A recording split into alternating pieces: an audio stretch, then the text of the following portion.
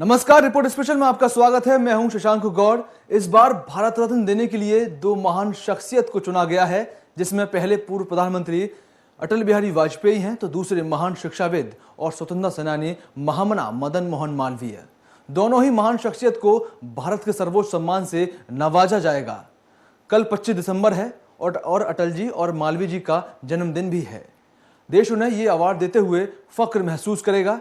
आज हम आपको अटल बिहारी वाजपेयी और महामना मदन मोहन मालवीय से जुड़ी हुई कुछ खास बातें बताएंगे।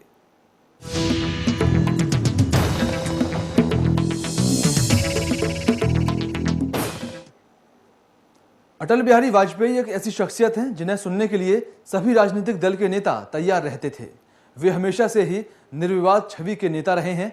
वे 25 दिसंबर को 90 साल के हो रहे हैं और अब वे राजनीतिक जीवन में भी सक्रिय नहीं हैं, लेकिन उन्हें अच्छे राजनेता के तौर पर आज भी याद किया जाता है।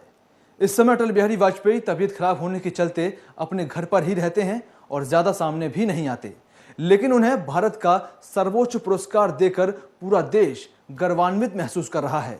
सबसे पहले आपको अटल बिहारी वाजपेयी से जुड़ी कुछ खास बातें बताएंगे इस रिपोर्ट के जरिए।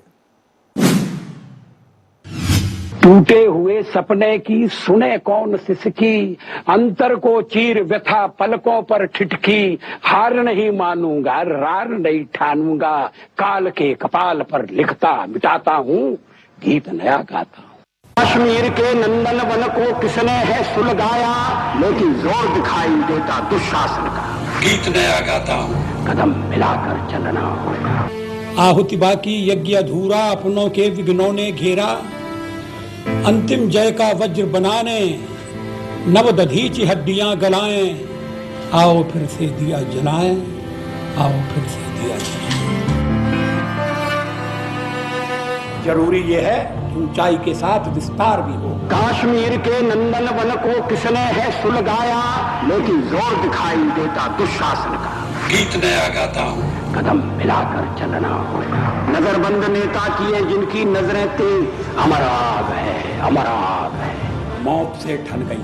अटल बिहारी वाजपेयी का जन्म ग्वालियर के एक साधारण अध्यापक के घर 25 दिसंबर 1925 को हुआ। रुदन में, तूफानों में, अमर असंख्यक बलिदानों में, उद्यानों में, वीरानों में, अपमानों में, सम्मानों में, उन्नत मस्तक उभरा सीना, पीड़ाओं में पलना होगा, कदम मिलाकर चलना होगा। अटल जी के पिता का नाम पंडित कृष्ण बिहारी और माताजी का नाम श्रीमती कृष्णा देवी था। अटल बिहारी वाजपेयी के 4 भाई और 3 बहनें थीं। उनका पूरा परिवार भरा पूरा था। श्रीमद् भागवत गीता और रामायण इस परिवार की मड़ियां थीं। तो पैसा और प्रतिष्ठा के पीछे पागल होने वालों के लिए हमारे यहाँ कोई जगह नहीं है। जिनमें आत्मसम्मान का अभाव हो, तो दिल्ली में जाकर, दिल्ली के दरबार में जाकर मुजरे झाड़ें। हम तो एक हाथ में भारत का संविधान और दूसरे में समता का निशान लेकर मैदान में कूदेंगे और जूझेंगे। हम छत्रपति शिवाजी महाराज के जीवन और संघर्ष से प्रेरणा लेंगे। अटल जी की बचपन से ही अध्ययन के प्रति प्रगाढ़ रुचि रही। अटल जी के पिता पंडित कृष्ण बिहारी अध्यापन के साथ साथ काव्य रचना भी करते थे। उनकी कविताओं में राष्ट्र प्रेम के स्वर भरे रहते थे। टूटे हुए सपने की सुने कौन सिसकी, अंतर को चीर व्यथा पलकों पर ठिठकी, हार नहीं मानूंगा रार नहीं ठानूंगा, काल के कपाल पर लिखता मिटाता हूँ गीत नया गाता हूँ, गीत नया गाता हूँ। परिवार का विशुद्ध भारतीय वातावरण अटल जी की रग-रग में बचपन से ही रचने बसने लगा। उनका परिवार संघ के प्रति विशेष निष्ठावान था, जिसके फलस्वरूप अटल जी का झुकाव भी उसी ओर हुआ और वे राष्ट्रीय स्वयंसेवक संघ के स्वयंसेवक बन गए। पापों का झोंका आता है, तट से अपना सर टकरा कर झेलम की लहरें पुकारती, यूनानी का रक्त दिखाकर चंद्रगुप्त को है पुकार। अटल बिहारी वाजपेयी ने राष्ट्रधर्म, 5 जन और दैनिक स्वदेश का संपादन भी किया। अटल जी की बीए तक की शिक्षा ग्वालियर में ही हुई। वहाँ के विक्टोरिया कॉलेज, जो कि आज लक्ष्मीबाई कॉलेज के नाम से प्रसिद्ध है, उन्होंने वहाँ पर उच्च श्रेणी में बीए उत्तीर्ण किया। वे विक्टोरिया कॉलेज के छात्र संघ के मंत्री और उपाध्यक्ष भी रहे। वाद विवाद प्रतियोगिताओं में वे सदैव भाग लेते थे। ग्वालियर से वे उत्तर प्रदेश की व्यावसायिक नगरी कानपुर के प्रसिद्ध शिक्षा केंद्र डीएवी कॉलेज आए। राजनीति शास्त्र से प्रथम श्रेणी में एमए की परीक्षा उन्होंने उत्तीर्ण की। अटल जी और उनके पिता दोनों ने कानून की पढ़ाई में एक साथ प्रवेश लिया। एलएलबी की पढ़ाई को बीच में ही विराम देकर वे संघ के काम में लग गए। उनकी वाणी सदैव विवेक और संयम का ध्यान रखती है। बारीक से बारीक बात भी वे हंसी की फुलझड़ियों के बीच कह देते हैं। आज प्रधानमंत्री हूं, थोड़ी देर बाद मैं रहूंगा।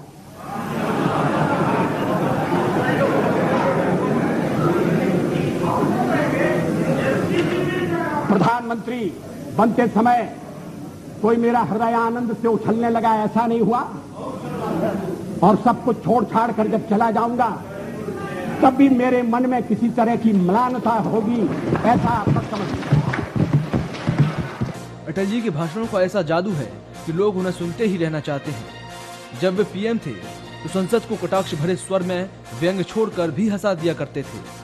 उन्होंने अपने एक भाषण में कहा था, वीर जवानों, हमें आपकी वीरता पर गर्व है। आप भारत माता के सच्चे सपूत हैं। पूरा देश आपके साथ है। हर भारतीय आपका आभारी है। अटल बिहारी वाजपेयी के इन व्याख्यानों की प्रशंसा संसद में उनके विरोधी भी करते थे। अटल बिहारी वाजपेयी दुनिया के सबसे बड़े लोकतंत्र के प्रधानमंत्री बने। अपनी प्रतिभा, नेतृत्व क्षमता और लोकप्रियता के कारण वे 4 दशकों से भी अधिक समय से भारतीय संसद के सांसद बने रहे। स्पेशल डेस्क, खबर फास्ट।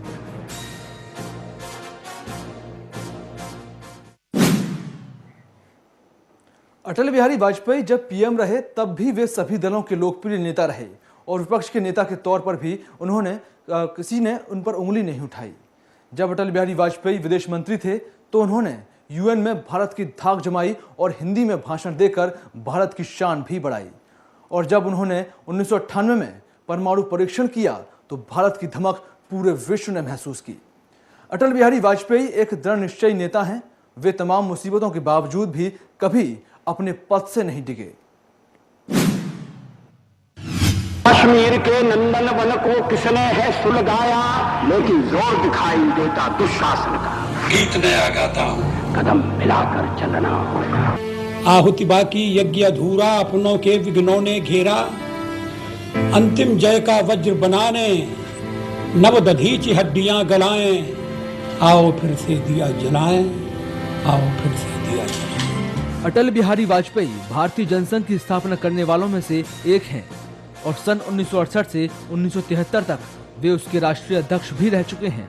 सन 1955 में उन्होंने पहली बार लोकसभा चुनाव लड़ा, परंतु सफलता नहीं मिली। लेकिन उन्होंने हिम्मत नहीं हारी और सन 1957 में उत्तर प्रदेश के जिला गोंडा के बलरामपुर से जनसंघ के प्रत्याशी के रूप में विजयी होकर लोकसभा में पहुंचे।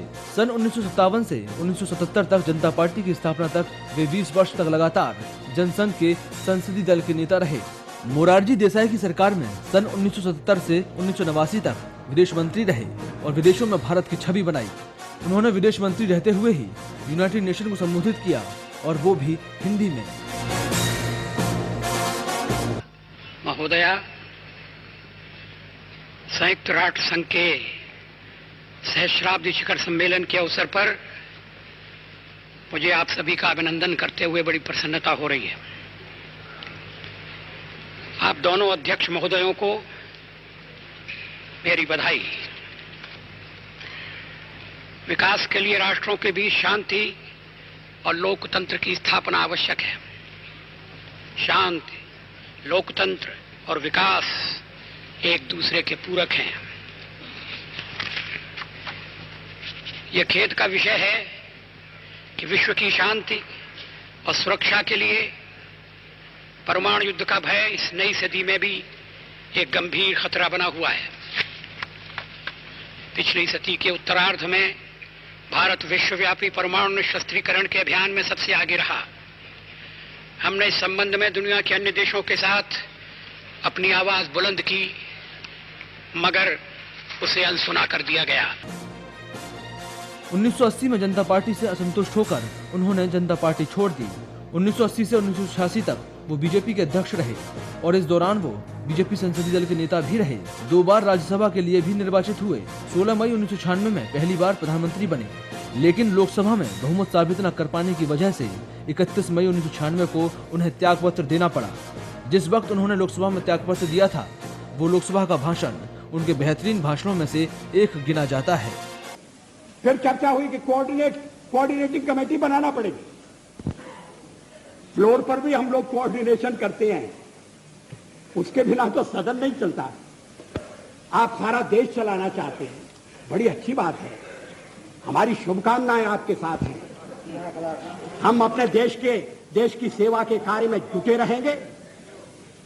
हम संख्या बल के सामने सर झुकाते हैं और आपको विश्वास दिलाते हैं कि जो कार्य हमने अपने हाथ में लिया है वो जब तक राष्ट्रीय उद्देश्य पूरा नहीं कर लेंगे तब तक विश्राम से नहीं बैठेंगे, तब तक आराम से नहीं बैठेंगे। अध्यक्ष महोदय, मैं अपना त्यागपत्र राष्ट्रपति महोदय को देने जा रहा हूं। इसके बाद 1998 तक वो लोकसभा में विपक्ष के नेता भी रहे। सदन में नेता प्रतिपक्ष रहते हुए भी अपनी भाषण की कला से अपने प्रतिद्वंदियों को प्रभावित किया और सरकार की नीतियों की आलोचना भी बड़े ही सरल तरीके से की।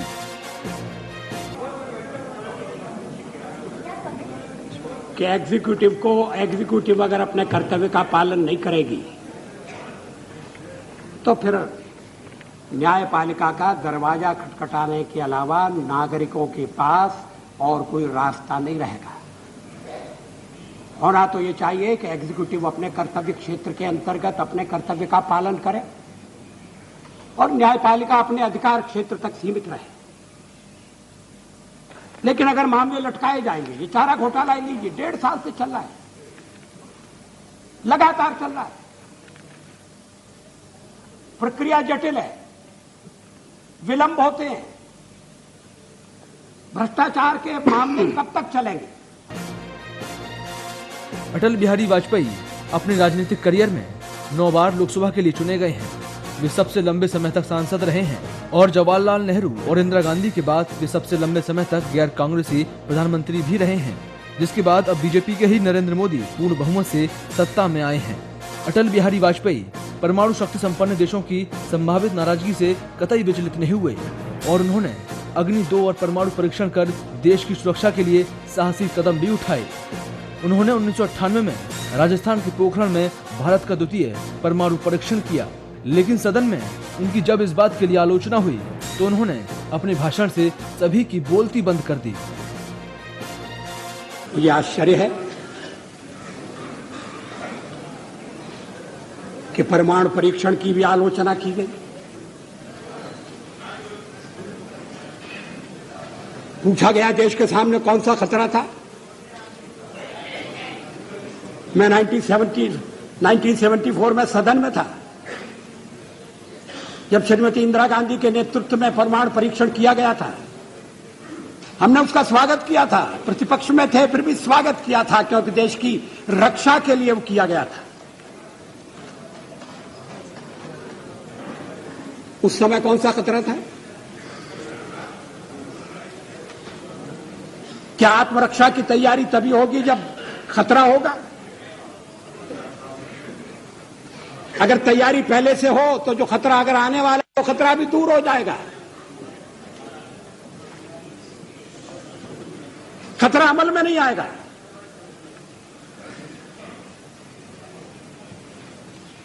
और इसीलिए हमने परमाणु परीक्षण करने का फैसला किया। हमारे कार्यक्रम का अंग है, उसमें लिखा हुआ है। कोई छुपी हुई बात नहीं थी, कोई रहस्य नहीं था। अटल बिहारी वाजपेयी की शख्सियत की विपक्ष भी हमेशा तारीफ करता रहा है, जिसकी वजह से उन्हें एक बार लोकसभा के अंदर भी ये आवाज उठानी पड़ी कि मेरी पार्टी भी ठीक है।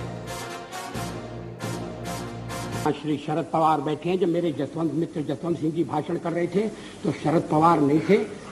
वो जसवंत सिंह जी कह रहे थे कि किस तरह से शरद पवार ने अपनी पार्टी तोड़कर हमारे साथ सरकार बनाई थी, सत्ता के लिए बनाई थी या महाराष्ट्र के भले के लिए बनाई थी, ये अलग बात है, मगर उन्होंने अपनी पार्टी तोड़कर हमारे साथ सहयोग किया। मैंने तो ऐसा कुछ नहीं किया। बार बार इस चर्चा में एक स्वर जनाए सुनाई दिया है कि वाजपेयी तो अच्छा है मगर पार्टी ठीक है।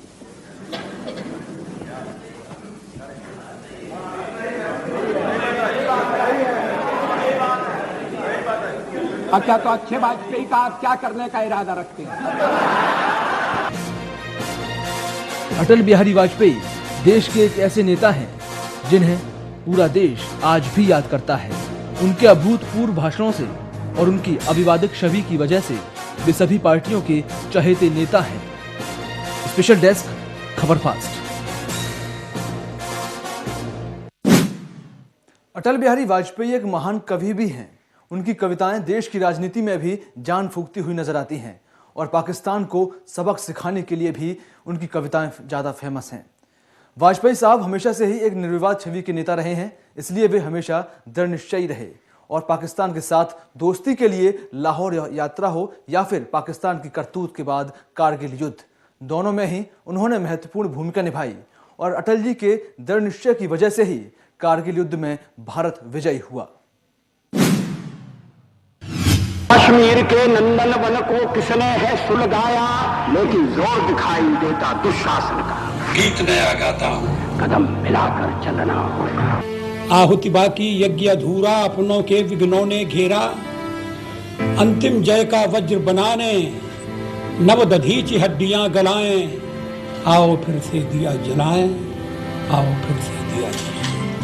अटल बिहारी वाजपेयी एक बेहतरीन कवि भी रहे हैं। उन्होंने भारत की छवि को अपनी कविताओं में पिरोया है और अपनी कविताओं को आवाज देकर उसे सजीव किया है। टूटे हुए सपने की सुने कौन सिसकी, अंतर को चीर व्यथा पलकों पर ठिठकी। हार नहीं मानूंगा, रार नहीं ठानूंगा, काल के कपाल पर लिखता मिटाता हूँ, गीत नया गाता हूँ, गीत नया गाता हूँ। पाकिस्तान के बनने पर अमेरिका हमेशा उसे सह देता रहा, जिस पर अटल बिहारी वाजपेयी ने अपनी कविता के माध्यम से पाकिस्तान को सबक सिखाया और पाकिस्तान की अपनी कविता के जरिए आलोचना भी की। एक नहीं दो नहीं करो 20 समझौते पर स्वतंत्र भारत का मस्तक नहीं झुकेगा। अगणित बलिदानों से अर्जित यह स्वतंत्रता, अगणित बलिदानों से अर्जित यह स्वतंत्रता, अश्रुस्वेद शोणित से सिंचित यह स्वतंत्रता, त्याग तेज तप बल से रक्षित यह स्वतंत्रता, दुखी मनुजता के हित अर्पित यह स्वतंत्रता। इसे मिटाने की साजिश करने वालों से कह दो चिनगारी का खेल बुरा होता है। भारत के सबसे करिश्माई नेताओं में शुमार अटल बिहारी वाजपेयी को मोदी सरकार ने भारत रत्न से सम्मानित करने का फैसला किया है, जिसका सभी राजनीतिक दलों के लोगों ने समर्थन किया है। अटल जी ने दलों और सरहदों की सीमाओं को तोड़ते हुए सभी दोस्त बनाए। अटल बिहारी वाजपेयी का देश की राजनीतिक पटल पर एक ऐसे विशाल व्यक्तित्व वाले राजनेता के रूप में सम्मान किया जाता है जिनकी व्यापक स्तर पर स्वीकार्यता है और जिन्होंने तमाम अवरोधों को तोड़ते हुए 90 के दशक में राजनीति के मुख्य मंच पर बीजेपी को स्थापित करने में महत्वपूर्ण भूमिका निभाई। इसे वाजपेयी के व्यक्तित्व का ही आकर्षण कहा जाएगा कि नए सहयोगी दल इस बीजेपी के साथ जुड़ते गए, जिसे अपने दक्षिणपंथी झुकाव के कारण उस जमाने में जब खास तौर से बाबरी मस्जिद विध्वंस के बाद राजनीतिक रूप से बीजेपी को अछूत माना जाता था। अपनी वाणी के ओज और ठोस फैसले लेने की वजह से विख्यात वाजपेयी को भारत पाकिस्तान मतभेदों को दूर करने की दिशा में ठोस कदम उठाने का श्रेय भी दिया जाता है। अपने इन ठोस कदमों के साथ वो बीजेपी के राष्ट्रवादी राजनीतिक एजेंडे से परे जाकर एक व्यापक फलक के राजनेता के रूप में जाने जाते हैं। 1999 की वाजपेयी की पाकिस्तान यात्रा की उनकी ही पार्टी के कट्टरवादी नेताओं ने आलोचना की थी, लेकिन वो बस पर सवार होकर किसी विजेता की तरह लाहौर पहुंचे। वाजपेयी की इस राजनयिक सफलता को भारत पाक संबंधों में एक नए युग की शुरुआत की संज्ञा देकर सराहा गया। ये दूसरी बात है कि पाकिस्तानी सेना ने गुपचुप अभियान के जरिए अपने सैनिकों की कारगिल में घुसपैठ कराई और इसके बाद दोनों पक्षों के बीच छिड़े संघर्ष में पाकिस्तान को मुंह की ही खानी पड़ी। बीजेपी के 4 दशक तक विपक्ष में रहने के बाद वाजपेयी 1996 में पहली बार प्रधानमंत्री बने, लेकिन संख्या बल में मात खाने से उनकी सरकार महज 13 दिन ही चल सकी। 1998 में आंकड़ों ने एक बार फिर वाजपेयी के साथ लुका छिपी का खेल खेला और स्थिर बहुमत नहीं होने के कारण 13 महीने बाद 1999 की शुरुआत में उनकी नेतृत्व वाली दूसरी सरकार भी गिर गई। वाजपेयी भारत के पहले ऐसे प्रधानमंत्री बने जिनका कांग्रेस से कभी संबंध नहीं रहा। इसके अलावा बतौर प्रधानमंत्री कार्यकाल पूरा करने वाले वे एकमात्र गैर कांग्रेसी प्रधानमंत्री हैं। वो रिकॉर्ड भी उन्हीं के नाम है। अटल बिहारी वाजपेयी की इसी शख्सियत को कई अवार्ड मिल चुके हैं। 25 दिसंबर को उनका जन्मदिन है और उन्हें भारत रत्न से नवाजकर देश और मोदी सरकार उन्हें बेहतरीन तोहफा देना चाहती है, जिसके लिए खुद राष्ट्रपति प्रणब मुखर्जी ने भारत रत्न की घोषणा करते हुए खुशी व्यक्त की। स्पेशल डेस्क, खबर फास्ट। अब बात करते हैं महान शिक्षाविद मदन मोहन मालवीय की, जिनका भी 25 दिसंबर को जन्मदिन है और उन्हें भी भारत सरकार ने भारत रत्न देने की घोषणा की है। मदन मोहन मालवीय ने प्रसिद्ध बनारस हिंदू विश्वविद्यालय की स्थापना की, जो आज भी भारत के लिए मील का पत्थर है। मदन मोहन मालवीय का जीवन राजनीतिक भी रहा है और वे स्वतंत्रता सेनानी भी रहे हैं। आज भारत इस महान शिक्षाविद और स्वतंत्रता सेनानी मालवीय जी को भारत रत्न देकर गौरवान्वित महसूस कर रहा है।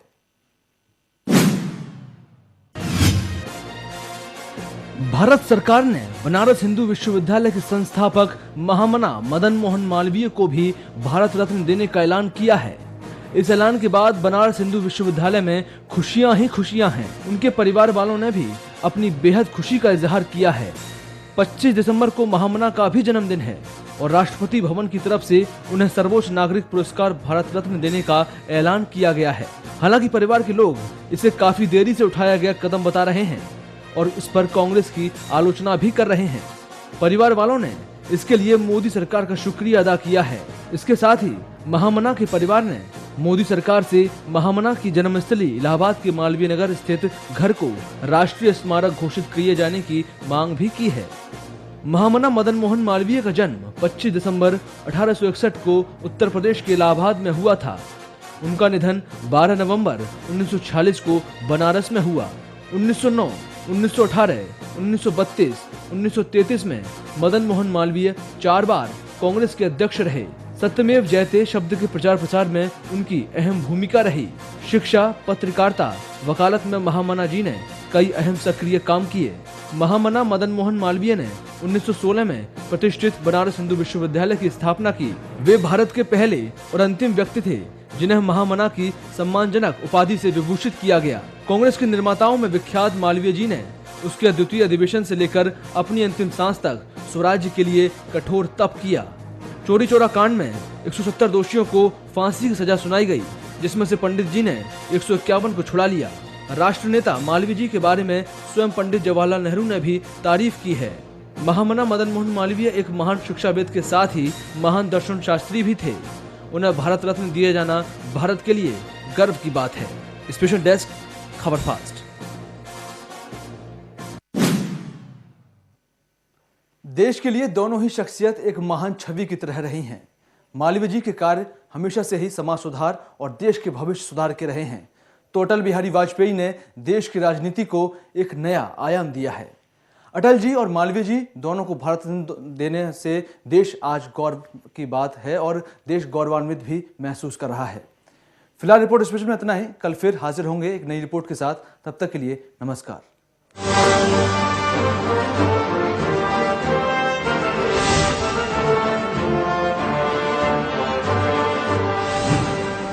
कभी हम सत्ता के लोभ से